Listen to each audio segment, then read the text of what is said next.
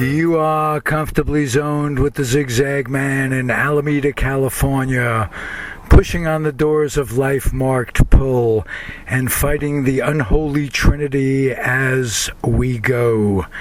Big business, organized religion, and government. I am back, second time in the week with my buddy Brother Scott. And we're going to elaborate on a show that we did the other day, an interview that we did about the police and about the unions. Since then, another police scandal since we talked, and I think it was, Wednesday when we talked into the microphone. I put it up. We talked about the Monterey County police scandal in King City, where police were arrested, and police chief of King City was arrested in an automobile scam where they'd get cars, they'd take cars in, the police would be involved. It was horrible. And now in San Francisco, it turns out there's another police scandal. Want to tell us a little bit about it, Scott, just briefly?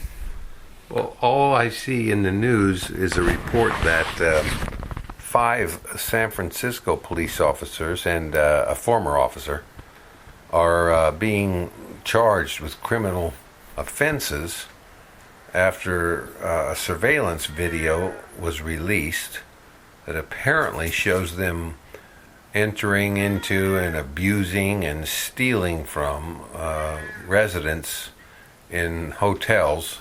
I think most of the hotels are publicly subsidized, low-rent public housing.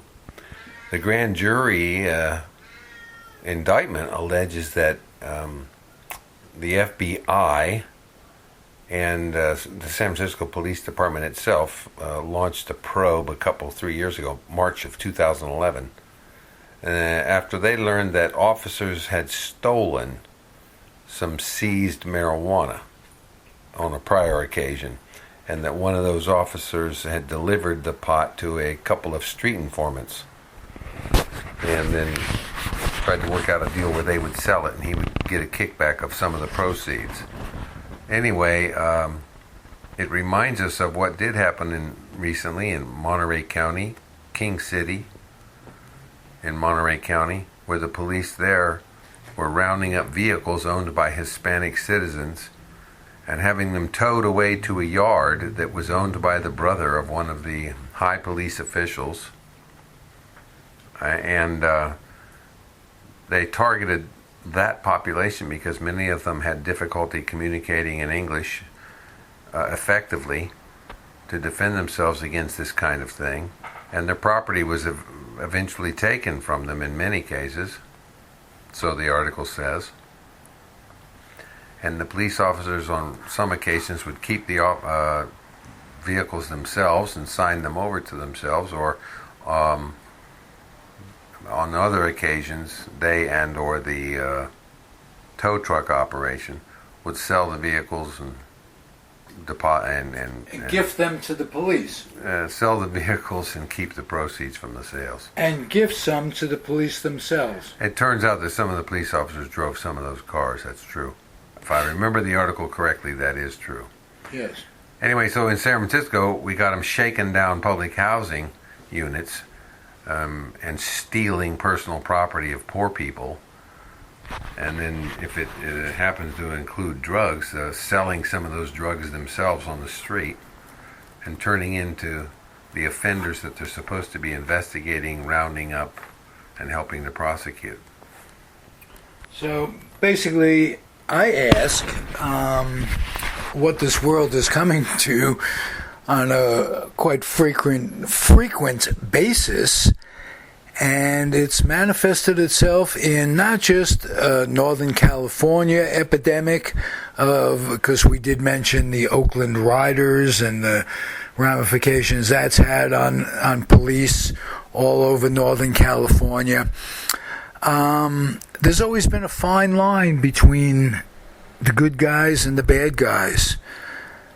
And it really hasn't changed. And what's really changed is that it's always the poor that's being picked on. And there's an inordinate difference between the wealthy and the working middle class. And I think it comes down to that, and I think it comes down to the abuse of power that the very wealthy have, because Scott and I often talk about the golden rule. Scott, the golden rule?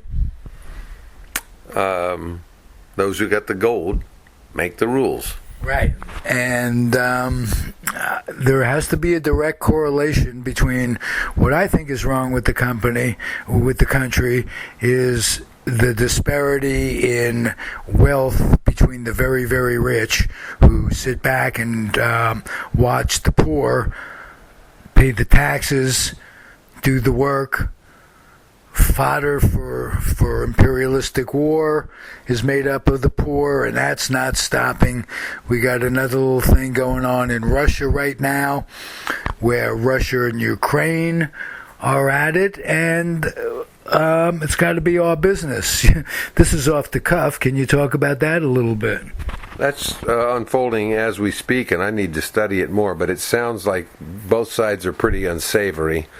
That is the side that supports President or former President Yanukovych, who was leaning towards the Kremlin in forming his alliances politically and economically, and those from the other side, exemplified by some of the people in the Svoboda Party, the Party of Freedom, so-called, which looks to an outsider like a goose-stepping Gestapo organization. They carry flags that have stylized swastikas and everything else. And it's hard to pick a side. There doesn't seem to be a good guy in either of those. So how does Obama come to get in the middle of it all of a sudden? Well, my guess, without having read too much about it, but in keeping with past pattern and practice, they want to peel part of the Ukraine away, if not all of the Ukraine, away from any alliance with Russia, any alliance with the former Eastern Bloc, and incorporate it into the European Union and exploit its cheap labor rates, lack of environmental controls, or whatever other advantages may exist, and gain advantages economically and politically, geopolitically, by pulling Ukraine away from that Kremlin orbit. And what could that cost us in American lives eventually? It could be horrible. It could be a horrible situation. Well, the Russian army is on maneuvers now. Our Russian armed forces, probably their air force as well, because there's a part of the Ukraine known as the Crimea that traditionally, for many, many years, maybe even centuries, was part of Russia proper, and wasn't until the 50s that it was ceded to the Ukraine as part of its administration, and it's populated by a majority Russian-speaking population, and they identify more with the Kremlin than they do with the rebels in the streets of Kiev, and I think that may cause a real showdown with the West on the part of the Kremlin, because the former Soviet fleet and now the Russian fleet for the Black Sea and the Mediterranean is home ported there, and that's real important to them. So I would classify that under the category of scary shit. Just got to say it as it is. All right, last time we talked a little bit about the unions, and I want you to tell us about Jimmy Hoffa. A lot of misconceptions about Jimmy Hoffa and his life and death, what he meant to the unions. Was he a good leader? Was he a bad leader? You have some definite opinions on that. And if you take the mic and just chat away. I'll make it real brief. I think Hoffa was a contradictory figure. On the one hand, he was a very effective organizer of the Teamsters Union, the largest union of its time, with 1.5 million members in the 50s and 60s and maybe into the 70s.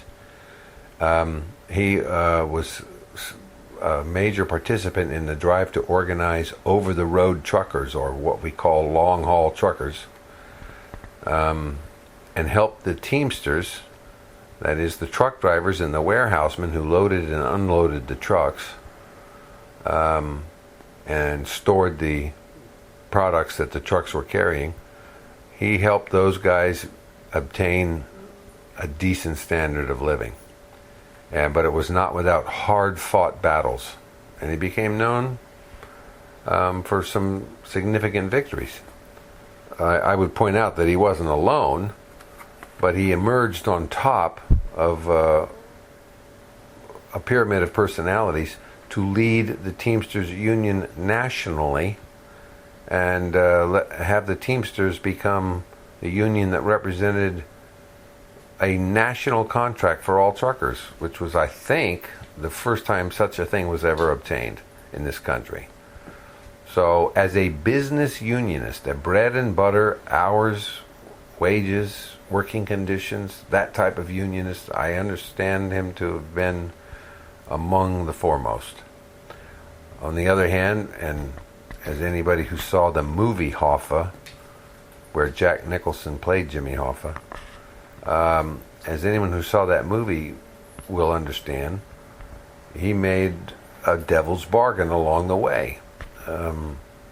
In the beginning, the Teamster victories were sparked by a left-wing element in the Teamsters Union, communists, followers of Leon Trotsky, and in Minneapolis, they got the whole ball rolling, it seems, and other Teamster officials picked up on that, ran with it, but diverted the Teamsters with a false strategy into an alliance with organized crime and mafia elements who may have started out trying to offer some sort of help in organizing drives. I can't say I know that, but I've heard that said. But ended up with their hands in the cookie jar of the Teamsters' various accounts and funds, pension funds and so on, and ended up being heavily influential, if not dominant, in the leadership ranks of the Teamsters. And it corrupted the organization. It corrupted its politics, which was even more significant than the corruption it did to its bank accounts. And so Hoffa bears a responsibility for that, and that can't be avoided. In that sense, he's a disappointment, and he's a setback.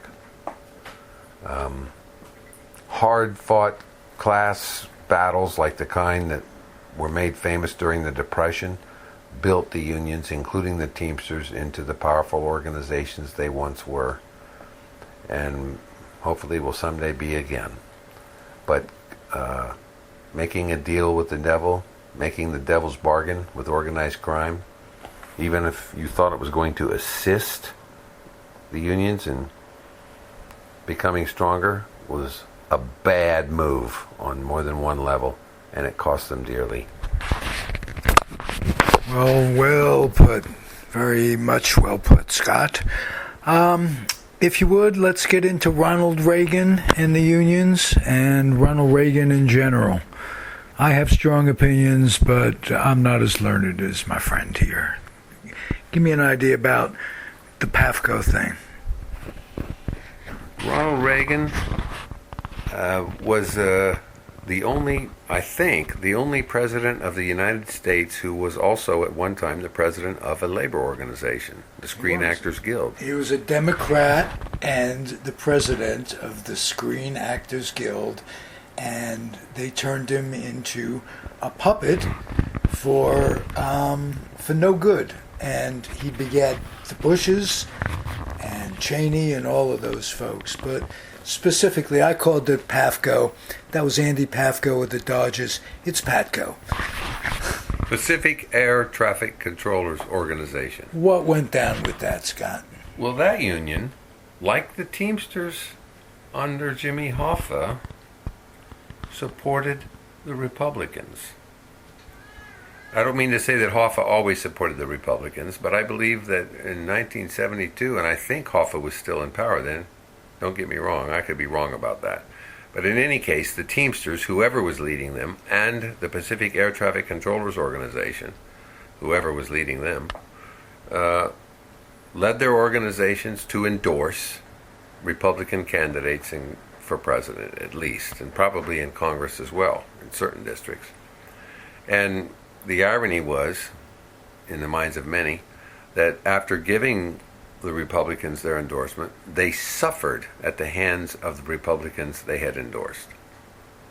Hoffa actually had to do battle with the Kennedy brothers, and Robert F. Kennedy especially. And he was a Democrat, and on a unholy crusade to get Jimmy Hoffa. But the Pacific Air Traffic Controllers in the 80s, who operate the system of controlling air traffic in this country, making sure planes land and take off safely, those guys their organization had given its endorsement to Ronald Reagan when he ran for president. Really? Then, yes, they had. I didn't know that. That is a fact. Yeah. And when their contract came up for renewal and they threatened to go on strike, and actually did go on strike, I mean by that, they withheld their labor by not reporting to work. Ronald Reagan said, "You go back to work or I will fire all 13,000 of you with a stroke of my pen." And they called his bluff, and he did what he said he would do. And that has earned him the adulation of many who do not support the cause of labor and support Ronald Reagan. Just from a number standpoint, given that he was going to replace these people and did, with either management training new people and or the military to keep our skies safe, and by so doing redefined what safe is and what a close call is. Used to be like X number, now it's X minus half the amount of feet that you could come between another plane and have it be a close call. So he hasn't paid for, we haven't paid for that with the numbers yet, and didn't at that time. But to put our country, the people's lives in jeopardy that way, I think that was one of his first crimes that you can get him on. The Contra thing, where his vice president, the first Bush, and the colonel commentator, what's his Ollie name? North. Ollie North, who gets a job after sitting on the Sabre, comes out, gets a job as a commentator, and lives the great life in the hills of Los Angeles. These people printed up money despite what Congress ordered that they not do. They took campaign funds and bought guns for the Contras. And Reagan either knew about it, which is a criminal offense, or because of his incompetence and his dementia, didn't know about it, which is more than a criminal offense. So either way, I don't have a big love lost for that guy. Anything about him stick in your craw besides his wife's astrologist setting up appointments, who he sees and who he doesn't see? Anything you can think of, Scott? We're back. Slight delay. Tell us what sticks in your craw about Ronald Reagan. I was talking about the astrologist who ran his office for a while, and his wife's astrologist who determined who he got to see on a regular basis. That, along with the campaign stuff and the Ollie North, that gets me. Anything you can think of to add to the party? I want to underline or highlight a little of what you said, because it's pretty much the way I feel, if I understand you correctly. So let me restate it.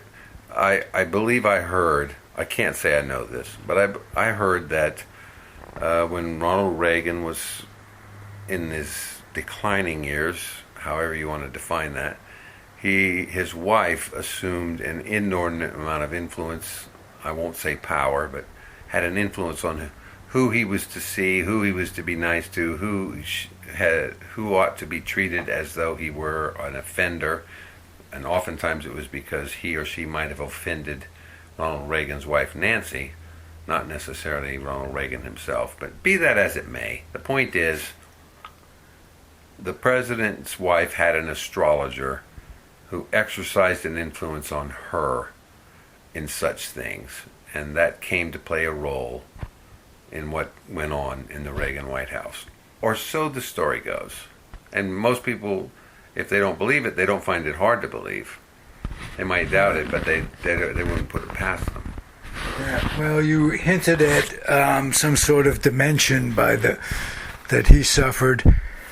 During the years that he was governor, I was just out of the Air Force, living in Sacramento, as was he, and selling in the straight world of life, New York life insurance.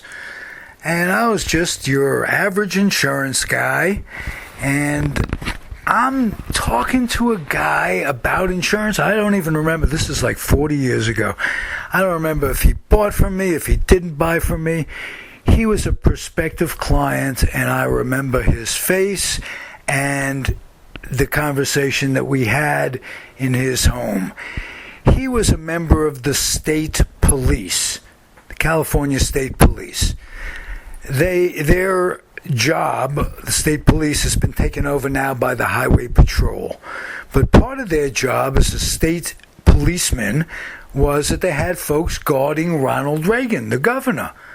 And he was one of the 2 or 3 guys that worked Ronald Reagan's family. That's what he did for a living. He would come to the house in the morning, hang with them, sit, have a cup of coffee, sit in the background, sit around, watch how things went.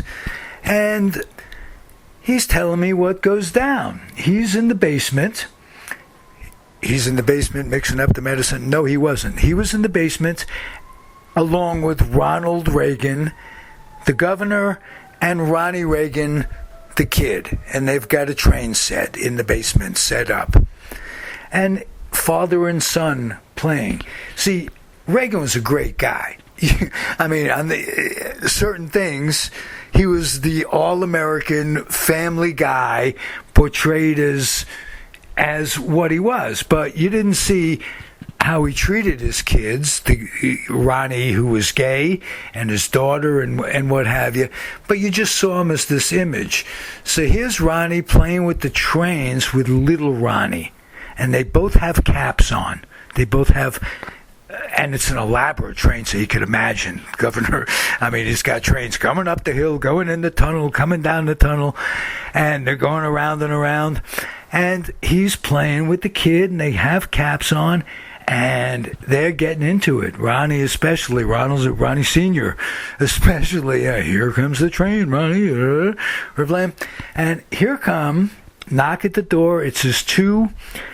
I can't think of their names right offhand, but they were his administrative assistants in Sacramento when he was governor, and they were the chief of staff of his governorship. And they come in and say, Ronnie, it's time to sign women's rights, the women's rights equality thing. Equal rights amendment. Equal rights amendment, Scott tells me. Do you happen to remember those guys, either one of those guys, what their names were? But they were said to have run Ronald Reagan when he was governor. He always had somebody pulling it. He was just a front for everything. He was demented. And this cop who is telling me, he says, they're trying to explain what it is. What is it? He goes, is this, we've been talking about this for a long time. Is this really the time to sign this? Yes, Ronnie, this is the time. We've talked about it. We've announced that it's happening. Blah, blah, blah. You got to sign. Are you sure? Are you sure? There's a lot of controversy about this. He didn't know his ass from left field.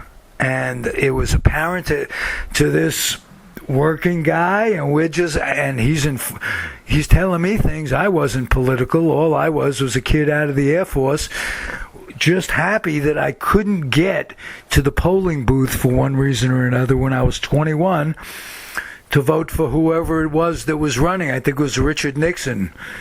And I knew nothing about politics, but I knew then that what we were getting in the paper and on the news about who was running the show wasn't really the way it was. And he signed that without knowing what in the hell it was. And you're sure this won't come back at me? That's what he was most worried about.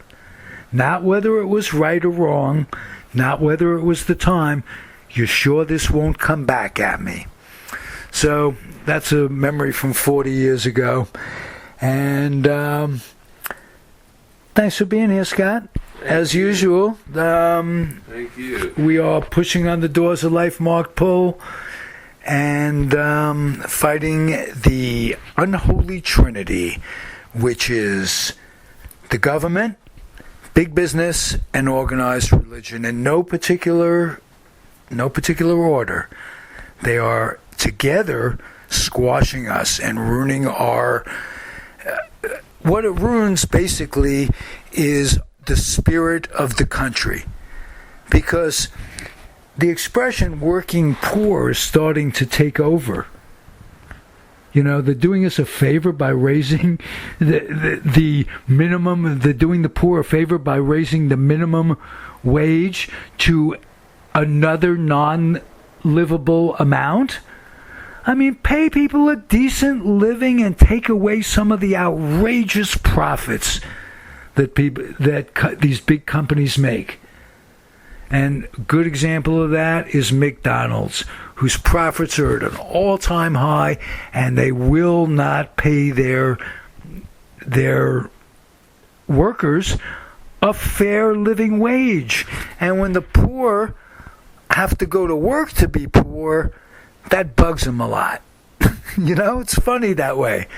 They don't mind being, a lot of poor people may not mind being, well, I'm not working, I got all day to be poor. I'm sitting in the sun with Tyko being poor, he's poor. It would bug me if I were out there being poor. If I had my health insurance benefits cut, it would bug me. It bugs me because I got my kid who's growing up, he's going to have to live in this world. So it definitely bugs me. So, I'm going to end like I always do, Scott. Good way to do it. I want to implore people to keep their humor dry and their dreams wet. Keep their kids out of recruiting stations. Military recruiting stations are never good for children. They're children. They're not adults. They're not good for adults either. But you take a child and you have him or he talk to a military recruiter, and pretty soon your child is not like you remember your child in one way or the other. It's not good. Don't have your child be fodder for imperialistic crap. Thank you. And keep your kids off the laps of clerics wearing dresses. Good for the entire family. It spreads. Good for the community. Everything will turn out better if you just remember that.